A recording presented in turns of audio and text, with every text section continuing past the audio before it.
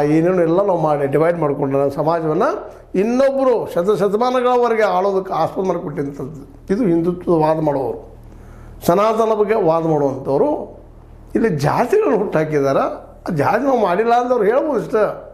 ಆದರೆ ವಾಸ್ತವವಾಗಿ ಏನದಪ್ಪ ಇಲ್ಲೆಲ್ಲ ಹಿಂದೂ ಭಾರತ ಅನ್ನೋದು ಹಿಂದೂ ರಾಷ್ಟ್ರದ್ದು ಎಲ್ಲರೂ ಒಪ್ಕೊಳ್ಳುವಂಥದ್ದನ್ನು. ಯಾಕಂದ್ರೆ ಈಗ ನಮ್ಮ ಮನದಲ್ಲಿ ಅದ್ರ ಬಗ್ಗೆ ಆ ಭಾವನೆಗಳಿದ್ದಾವೆ. ಇಂಡಿಯಾ ನಾವು ಯಾರ ಬಗ್ಗೆ ಹಂಗೆ ವಾದ ಮಾಡೋಣ, ಅದನ್ನು ವಾದ ಬೇರೆ. ಆದ್ರೆ ನಾನು ಇಲ್ಲಿ ಮತ್ತೆ ಕೇಳ್ತಾ ಇರೋದು ಮನುವಾದ ಏನು.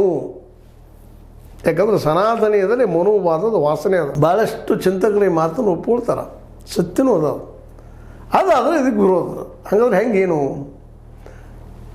ಮನುಸ್ಮೃತಿಯ ಹಿಂದುತ್ವದ ಅದೇನು ವಾದ ಹೇಳ್ತದೆ, ವರ್ಣಾಶ್ರಮ ಪದ್ಧತಿ ಮತ್ತೇನು ಹೇಳ್ತದೆ, ಜಾತಿ ಪದ್ಧತಿ ಎಲ್ಲನೂ ಪೋಡ್ತು ಹೋಗುವಂಥದ್ದು. ಒಂದು ಕೆಲವು ಸಮುದಾಯ ಭಾಳ ಶ್ರೇಷ್ಠ, ಇನ್ನಷ್ಟು ಕನಿಷ್ಠರು, ಅಸ್ಪೃಶ್ಯರು ಇದೆಲ್ಲ ಹುಟ್ಟಾಗ್ತಾ ಹೋಗ್ತದೆ. ಈ ಭಾರತ ಇಲ್ಲಿ ಹಿಂದೂಗಳು ಅದು ನಾವೇನು ವಿಚಾರವಾದಿಗಳು ಹೇಳ್ತೀವಿ ಅಥವಾ ಯಾರೋ ಹೇಳ್ತೀರಿ ಅದು ಹಿಂದೂ ಅಥವಾ ಇಂಡಸ್ಟ್ರಿಯಲ್ ಮೇಲೆ ಇರ್ತೀವಿ, ಅವ್ರು ಒಪ್ಪುವುದಿಲ್ಲ. ಯಾಕೆ ಅಸಮಾನತೆ ಇದನ್ನು ವಿರೋಧ ಮಾಡಿದರು ಅಂಬೇಡ್ಕರ್ ಅವರು.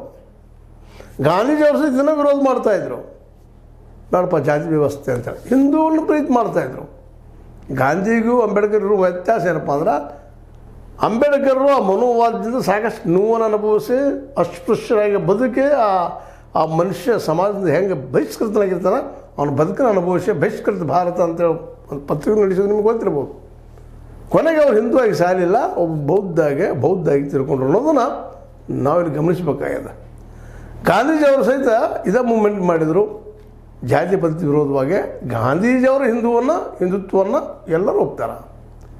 ಯಾಕಂದರೆ ಅಲ್ಲಿ ದ್ವೇಷ ಇಲ್ಲ, ಆ ರಾಗ ಇಲ್ಲ, ಮತ್ತೊಂದಿಲ್ಲ, ಎಲ್ಲರೂ ಪ್ರೀತಿ ವಿಶ್ವಾಸ ಇದರಿಂದ ಹೋಗುವಂಥದ್ದು. ಅಲ್ಲಿ ಮಾತ್ರ ಎಲ್ಲ ಹಿಂದೂ ಮುಸ್ಲಿಮ್ ಎಲ್ಲರೂ ಒಂದಾಗಿ ಹೊಂದ್ಬಿಡ್ತಾರೆ. ಅಲ್ಲಿ ಮುಸ್ಲಿಮ್ ಆಗಿರ್ತಾನೆ, ಹಿಂದೂ ಆಗಿರ್ತಾನೆ, ಆದರೆ ಎಲ್ಲರೂ ಭಾರತೀಯರಾಗಿರ್ತಾರೆ. ಈ ದಿಶೆಯಲ್ಲಿ ಹೋದರೆ ಎಲ್ಲರೂ ಒಪ್ಕೊಂಡು ಹೋಗ್ತಾ ಇದ್ದಾರೆ ಹಿಂದುತ್ವದ ಬಗ್ಗೆ ಮಾತಾಡ್ಬೋದು. ಇನ್ನು ಎರಡನೇ ಪ್ರಶ್ನೆ ಅದ, ಇಲ್ಲಿ ನೀವು ಏನು ವಾದ ಮಾಡ್ತೀರಿ ಮಾಡಿರಿ ಸರಿ ಅದ ಅಂತ ಅದನ್ನು ಮತ್ತು ಈಗಾಗಲೇ ಸಾಕಷ್ಟು ಜನರಿಗೆ ಮುಟ್ಟಿದ್ದೀರಿ ನೀವು. ಆದರೆ ಪೂರ್ಣ ಪ್ರಮಾಣದಲ್ಲಿ ಮುಟ್ಟಿದ್ದೀರಿ ಅನ್ನೋದು ನಿಮಗೂ ವಿಶ್ವಾಸ ಇಲ್ಲ, ನಮಗೂ ವಿಶ್ವಾಸ ಇಲ್ಲ. ಯಾಕೆಂದರೆ ನಿಮ್ಮನ್ನು ವಿರೋಧಿಸೋರು ಸಾಕಷ್ಟು ಇದ್ದಾರೆ. ಇಲ್ಲಿವರೆಗೆ ನೀವು ನಿಜವಾಗಿಯೂ ಪೂರ್ಣ ಪ್ರಮಾಣದಲ್ಲಿ ನೀವು ಇಡೀ ದೇಶವನ್ನು ವ್ಯಾಪಿಸಿದ್ರೆ ನಿಮ್ಮ ವಿಚಾರಧಾರೆ ಮೇಲೆ ಬಾಬ್ರಿ ಮಸೀದಿ ಬಿದ್ದ